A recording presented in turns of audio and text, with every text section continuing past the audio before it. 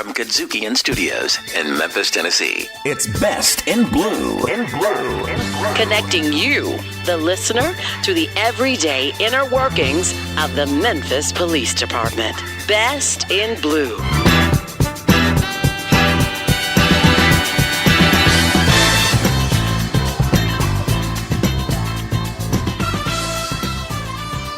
You're listening to the Best in Blue right here on the KUDZUKIAN Network. I'm DC, host of this phenomenal program. And guess what? I've got a brand new co-host by the name of Leah Romer. Hello, Leah. How are you? Hi, DC. How are you doing? I'm doing great. I'm doing fantastic with a voice like that. I love that. You're going to do great in this, you know? Thank you so much, sir. Welcome to Best in Blue, to the Best in Blue family, by the way. Such a warm welcome. Thank you. Well, you're welcome. In today's program, we have two wonderful gentlemen from the Memphis Police Department. We have in the room today Colonel Sam Hines and Lieutenant Colonel Keith Watson of the Traffic and Special Operations Command. Welcome to Best in Blue, gentlemen. How are you all? We're doing good. Thank you. Good morning. Good morning to you, sir. Well, let's get right into it. Colonel Hines, I've known you for some years, and you're a great officer, great Memphian. You are responsible for the Traffic and Special Operations Command. Walk us through what that is. Let our listeners know and our viewers know in the future what the Special Ops and also traffic is. All right. We have two, which is the traffic and the special operation piece. So traffic being first, we have what we call 4 or 5 primary units. And they're going to be our STIS unit, which investigate criticals and fatals. A DUI unit, which investigates impaired driving. PSTs, which handle non-critical crashes. And our motor officers, which handle escorts. And one of the last, which is really important, we have the school crossing guard program that falls up under traffic. And obviously everyone knows what they do. Yes. Very important. We're getting our kids across the street and safely to school. On the special operations side is all our special units. Won't go into all of them, but a few, being the TAC unit, bomb unit, the aviation unit, harbor patrol, things of that nature falls up under special ops. So we have about 17 units in our operation. Wow. That's a mighty large command. Just throwing us out a figure, how many officers do you have on your command? We're close to 600 officers. We fluctuate between 575 up to 600. 600. Wow, that's a mighty large command there.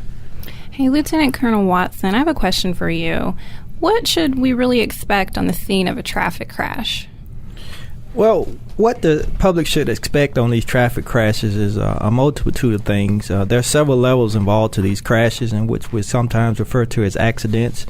If an accident occurs or a crash occurs, the first level of service you'll see from the Memphis Police Department will be our PST force. The PSTs normally handle minor accidents such as hit and runs. If those PSTs make the scene and information leads to notifying the uniform patrol, you'll see a uniform patrol officer to make that scene to make some type of judgment call on particular laws that may have been violated.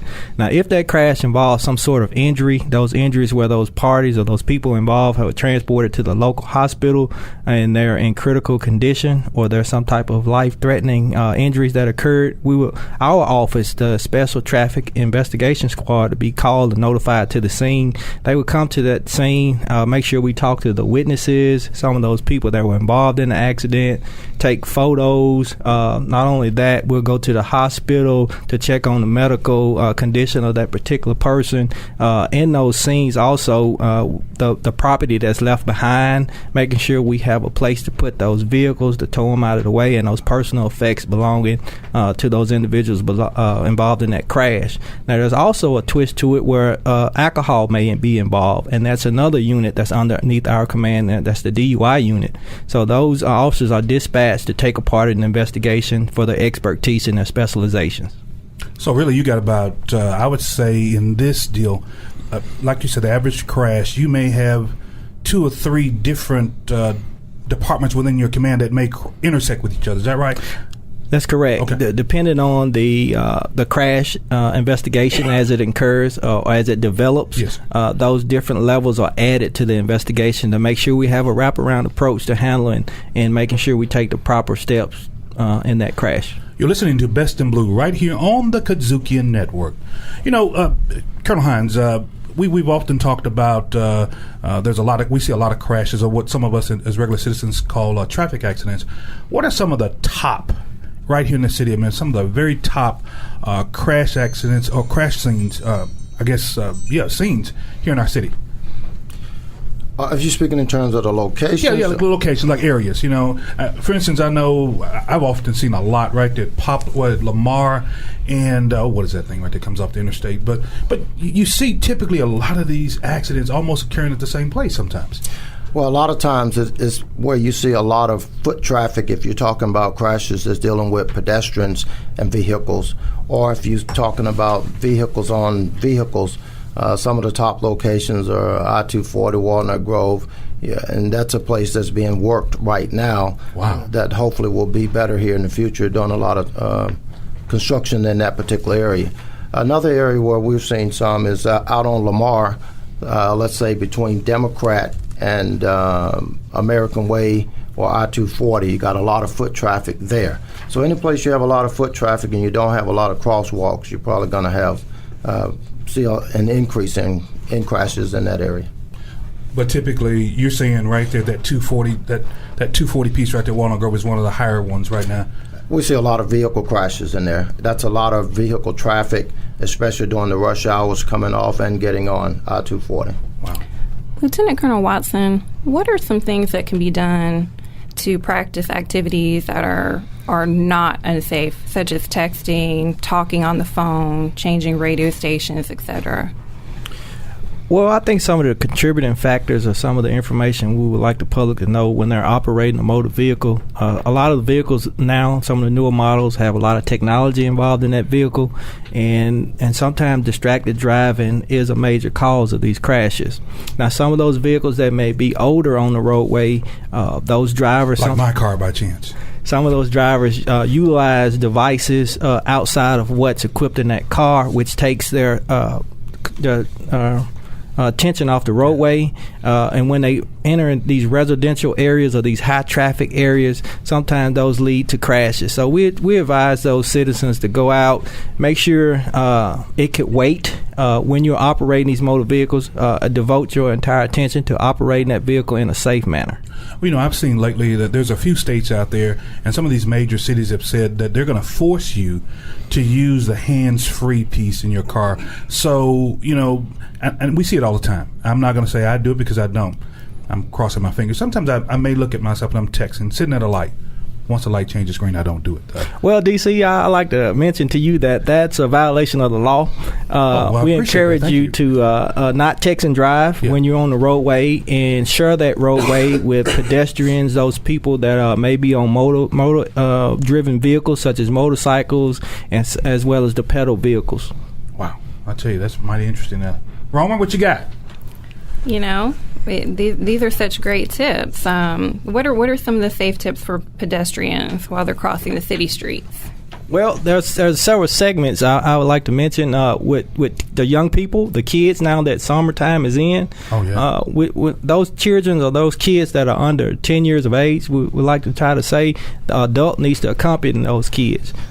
Those kids, before they cross that roadway, to utilize the different pedestrian walkways, to make eye contact, to look and listen as they cross those streets. Walk, do not run.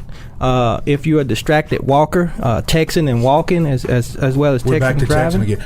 Let me put a pin right there. Let me put a pin right there because I want to come back to that point. I want to come back to, in our next segment, we want to talk about pedestrian safety. So don't go anywhere. Stay with us right here on Best in Blue on the KUDZUKIAN Network. Time is truly wasted. There's no guarantee. Smile is in the making. We gotta fight the powers that be. Riffin' on jazz. I think I know a lot about jazz. It's only what you've been doing the last 30-some years. Yeah, I know. A voice that can make you laugh and make you cry. Good jazz, you don't have to worry about what they're talking about. But when they pick up those instruments, we all speak the same language. And don't you know you went in the kitchen and come back with a big bowl of salads? Riffin' on jazz on the KUDZUKIAN Network. Hi, I'm Lieutenant Tyrone Curry with the Memphis Police Department, right here on the KUDZUKIAN Network.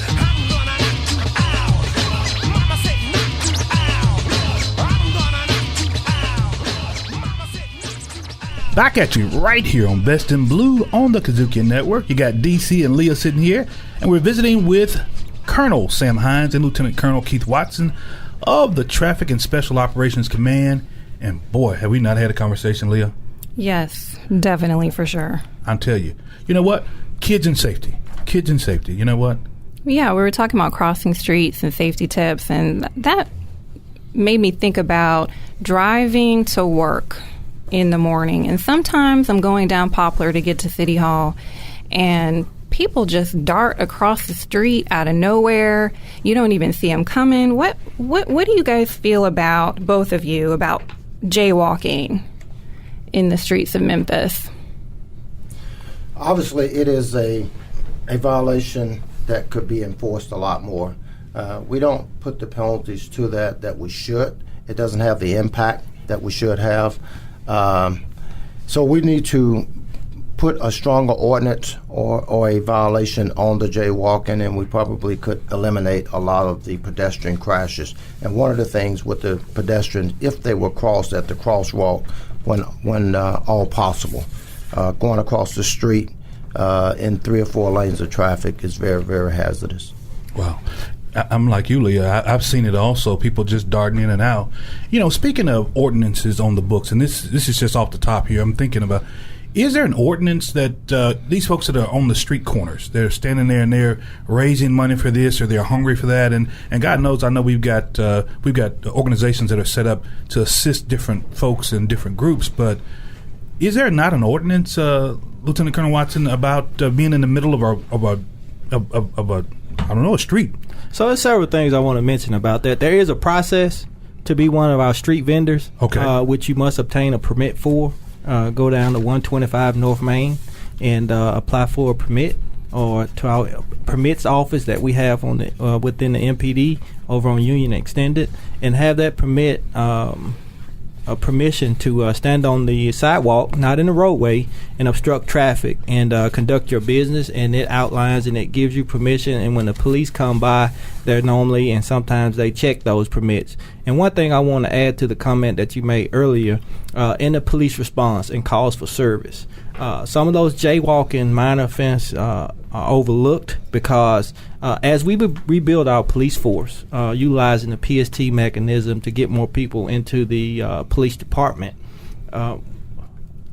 we're able to answer more calls. If we're stopped and addressing that minor offense of possible jaywalking or crossing the street midstream and not at the intersection crosswalks, that could very well be a citizen calling for help, or 911, or one of our officers calling for backup on a particular domestic type scene. So we want people to not only think safe, we want them to ride safe and to be safe throughout the city.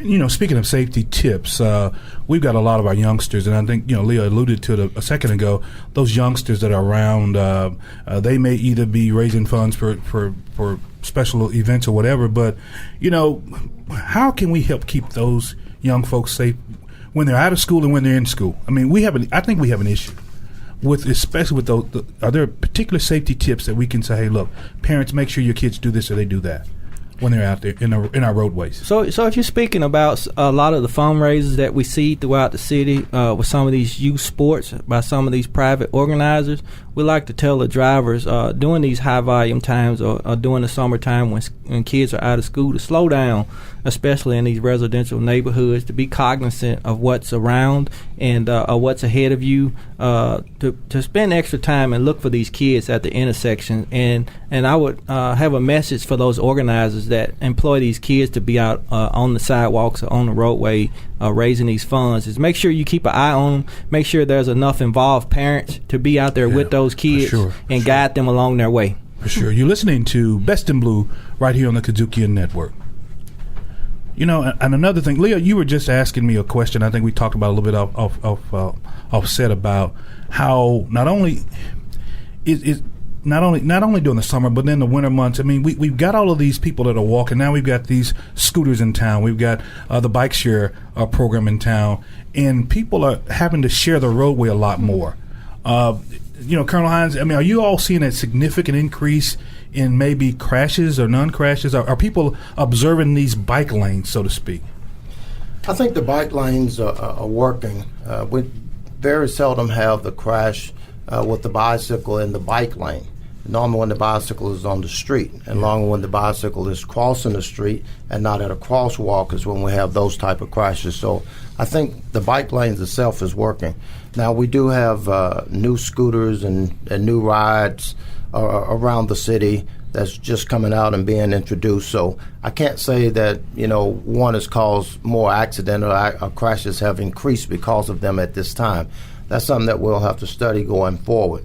But we do ask that the citizens who are riding them please obey the traffic laws and what the vehicle or the ride is convened to do. You mentioned the current traffic laws and ordinance that are in place right now. Do you think there should be some new laws put into place with all these new bikes and scooters coming along? Honestly, I think we have enough laws on the books. I think we have the laws there to enforce those. We just have to enforce the laws, and we have to make sure that the people obey the laws. And I think we will keep our crashes under control and keep our injuries down. And Colonel Hines, I think you're 100% right. Not only do we want the pedestrians or the people utilizing these different methods of transportation to utilize the crosswalks, but we want them to obey the traffic signs. And those traffic signs are both ways. It goes for those pedestrians as well as those drivers that's operating these motor vehicles. We encourage those drivers to understand what those signs mean. Educate themselves when it tells you to stop, slow down, there's a crosswalk ahead, there's a detour ahead, or traffic may be rerouted. And if you happen to see our amber lights on our PST cars or the blue lights on the police cars, move over, please. It is the law. That is the law. Wow. Go ahead, Leah, you had a point? You mentioned some of the signs. I think about the flashing lights. A lot of people in Memphis don't know what to do when they see a flashing yellow light, a flashing red light. When you see one, what is the proper protocol? Well, we all know green is go. We've learned that at an early age. But when that traffic sign is flashing yellow, that means caution. That means you may need to slow down, brake, pay attention on what's ahead of you. And if it's red, you need to stop. Stop and stop. Yeah, one thing I'd like to add on that we left off is that pedestrians seem to think that in most cases they have the right of way dealing with vehicular traffic. If you're at that crosswalk, you probably have the right of way if that sign says walk. But when you're going across 3 or 4 or 5 lanes of traffic, you don't necessarily have the right of way. So we'd like for the pedestrians to orient themselves toward crosswalks when possible. You're listening to Best in Blue right here on the KUDZUKIAN Network. Stick with us. We'll be right back with Colonel Sam Hines and Lieutenant Colonel Keith Watson.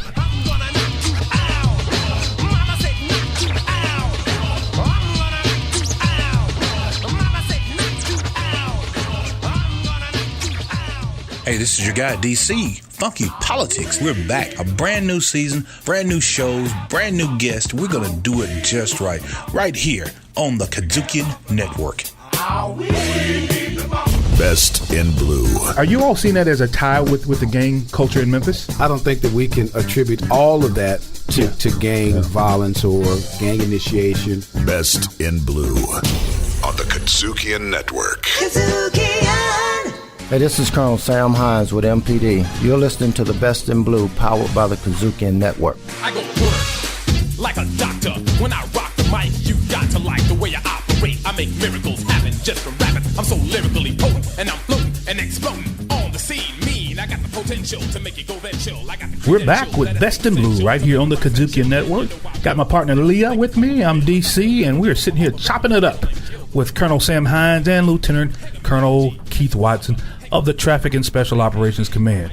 Leah, have we not had a conversation with these gentlemen? We have had the best conversation ever. Well, ever. I like that. Lieutenant Colonel Watson, we were touching a little bit on PST, and I had another name for the acronym, but tell us exactly, what does PST mean?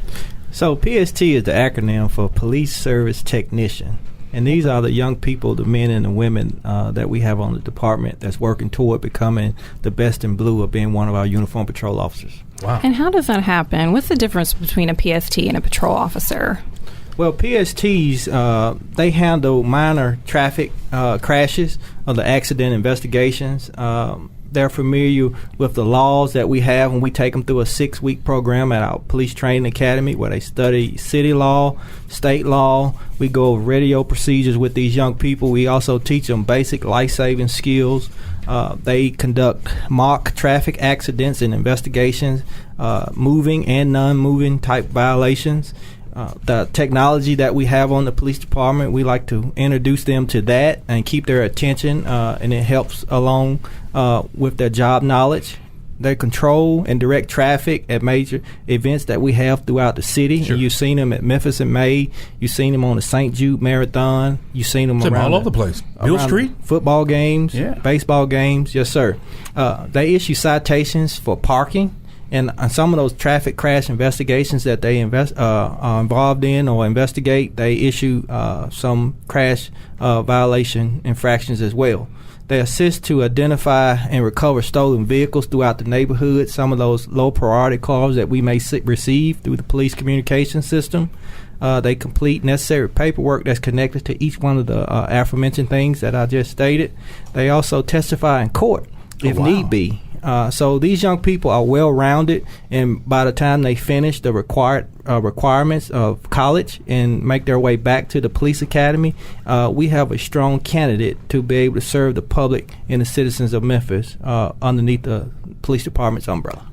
And you say we see them, and I do. I see them every day. I ran into 2 at lunch yesterday, and one graduated about a year ago, and one recently graduated a few months ago.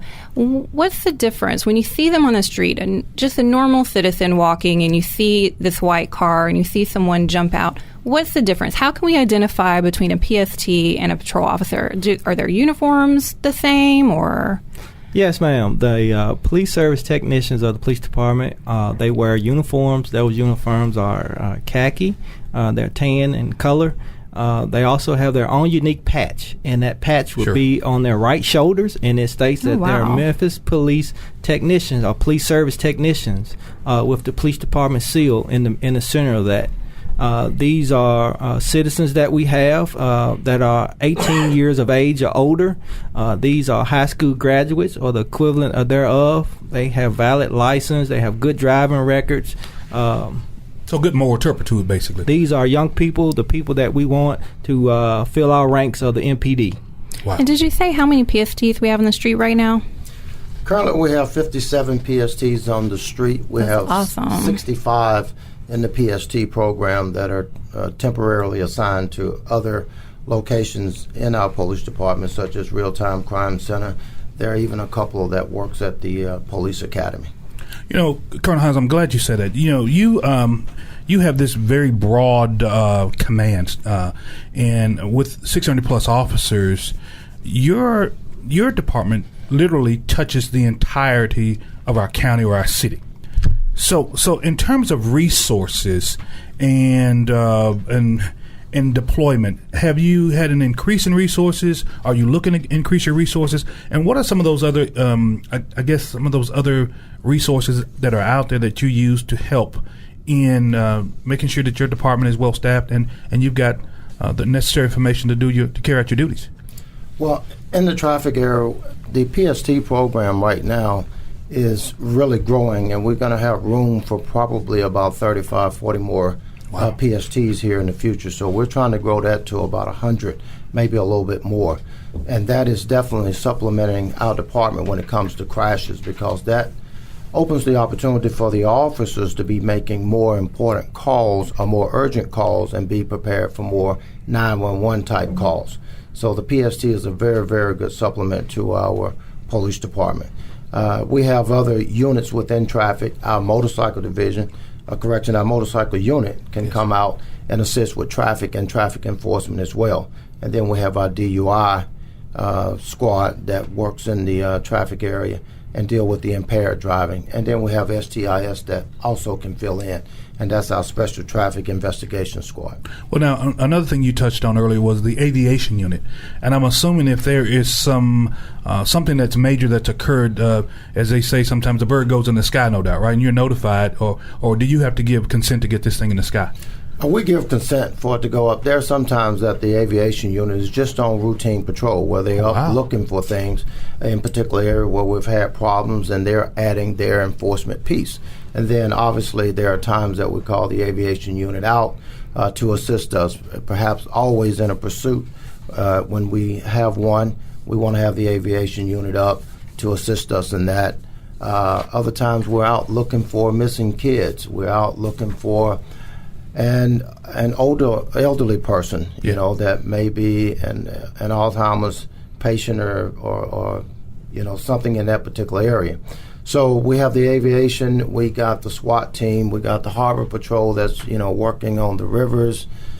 We have a lot of units, especially K9. That's a big piece, especially when it comes to kids or someone being lost.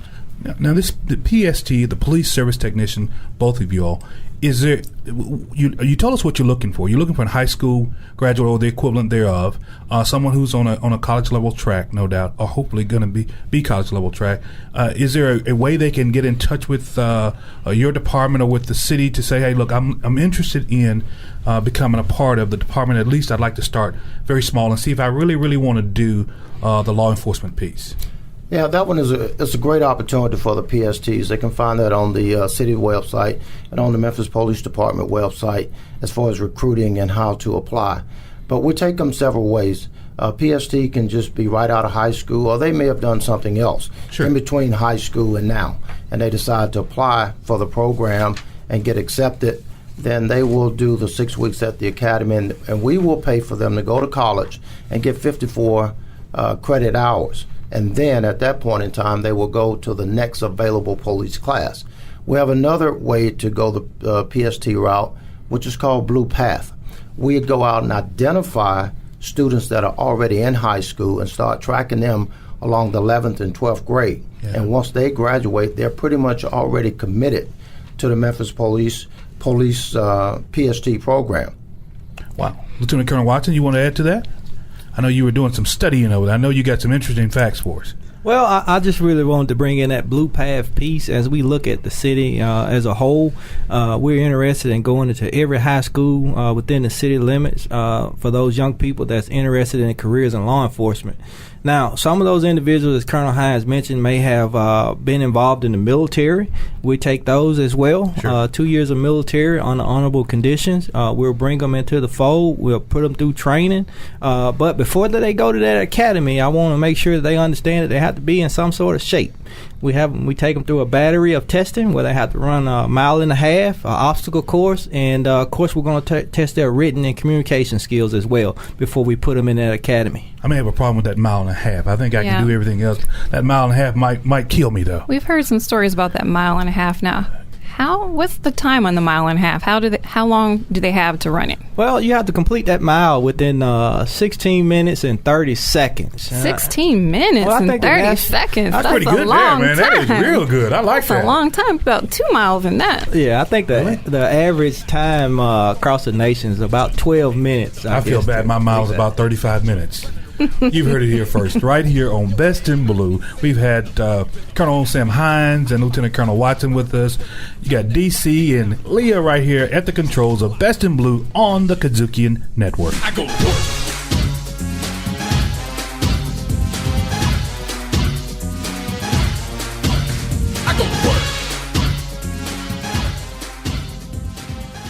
Artivism, funky politics, R&R on sports, neighborhood connect, blues in the basement, riffin' on jazz. Your three black chicks, Best in Blue, KUDZUKIAN, KUDZUKIAN.